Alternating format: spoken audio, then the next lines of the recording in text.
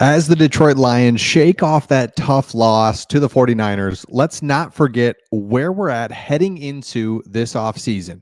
Coming off a trip to the NFC Championship game, a young roster, plenty of cap space, 4 picks in the top 100 picks of the April's draft, which is in Detroit, and they'll continue to stock, what is already a young, talented roster. So things are looking up if you're a Detroit Lions fan. Like, I know that loss was so difficult, but now we can really look forward to a great offseason.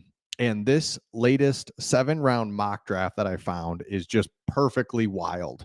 It's Phil's needs, talented players, blue chip players, explosive players, guys with high ceilings. It's all in here. Let's take a look at it now. Okay. First pick, first round, 29 overall, Enos Rakeshaw Jr., Missouri. Now, if you've noticed, Missouri has a ton of really good players there's like 3 or 4 of them projected to go in the first round. I love it. So Rakeshaw's stats don't leap off the page. And I think that's the big thing with him. Unless you've really watched him and seen him, it just, you can't see it from his stats. But here's what ESPN draft analyst Matt Miller said. He said, he is my draft crush this year. I think we do this for a living. You get a guy or two that you kind of light up when you get a chance to talk about. His toughness at the line of scrimmage. He crushed. I go back and watch LSU.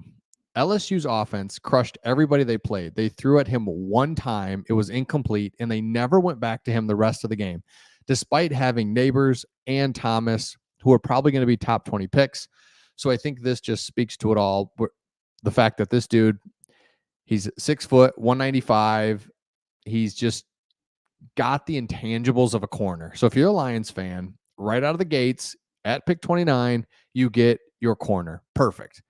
Like, I've been saying it for a while. I don't know if Brad Holmes does this just because he tricks us every year and we're like, what are you doing? Oh yeah, that's awesome. So I wouldn't be surprised if he waits on corner, but we just know corner would be so nice. And it's a premium position now in the NFL.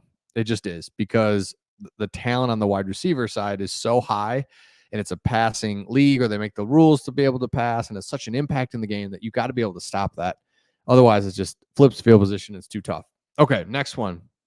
Defensive tackle in the second round at 61 overall. The Lions could use someone next to Aleem McNeil with some juice. Fisk fits the bill. A high motor player, equally able to be disruptive as a pass rusher and a rush defender. Absolutely. So the Lions have defensive ends, and they've got like Pascal, Kaminsky, those types of guys too that really aren't defensive ends, but they're more kind of guys that can be inside. They're kind of tweeners.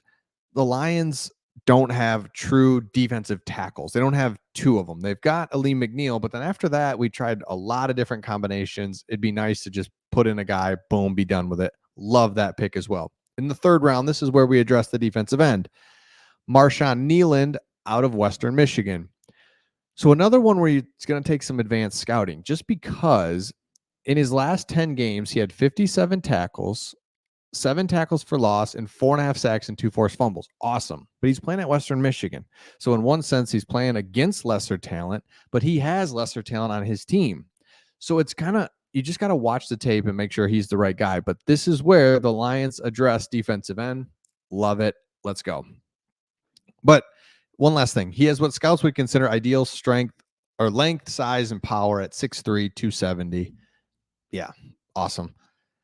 In the third round, so remember, we have 2 picks in the third round. Love it. Offensive guard is where the Lions go here. So the Lions could lose one or both of their starting guards in Jonah Jackson and Graham Glasgow. I think we've all kind of come to the agreement that Graham Glasgow probably comes back.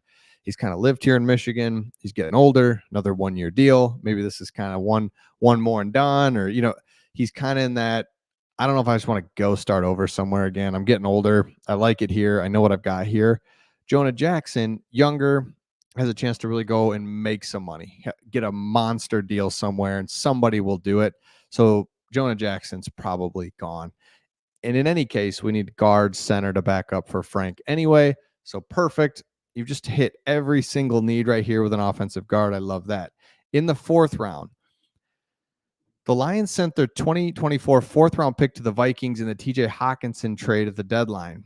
Holmes may try to wheel and deal to fill a 70-pick gap between selections, but with no trades in this mock, we stood pat. Perfect.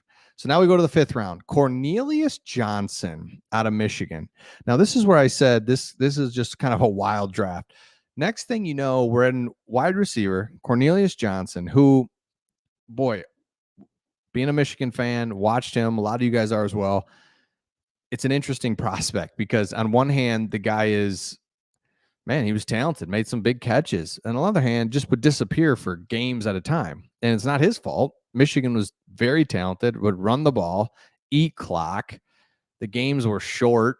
The Michigan was always ahead, never had to throw it and really pick up tempo and try to air it out. So it's just like he was just very limited in his opportunities. But when he had opportunities, man, he was a good receiver. He's a good, but it's hard to evaluate. All these guys, not all of them, but the guys on the offensive side for Michigan are hard to evaluate. JJ McCarthy is very hard to evaluate. He's on a loaded team that's run heavy.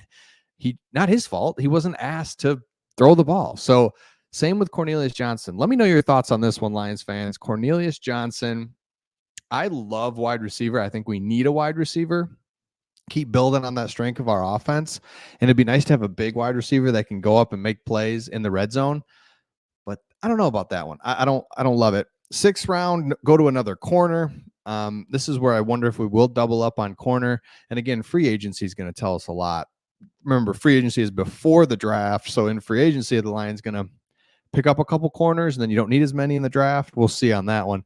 And then in the seventh round, take another defensive end in Brennan Jackson. Again, doubling up here, but this is where you're just going to take a high ceiling guy. How he tests athletically at the combine could be interesting and further point to the upside potential here. So that's really what you're looking for. He goes to the combine, runs a 4.6, vertical, has all this stuff going on. Then it's like, all right, then you take a little bit better of a chance, maybe take him in the sixth round or whatever. But again, in the sixth and seventh, you're taking just for high potential. So let me know your thoughts in the comments on this mock draft. I really like filling the needs that we have. Before this year, the Lions were always just take best player available. And I'm totally all for that. And we probably still will to a degree. But at this point now, the roster is really filling out. And there's really just some areas that we really have needs. So it's like, I hope Brad Holmes does that. But he knows more than I do, right? But if we have a need at corner, like brutal need, take it. Let me know your thoughts in the comments on this one, and we'll see all of you on the next one.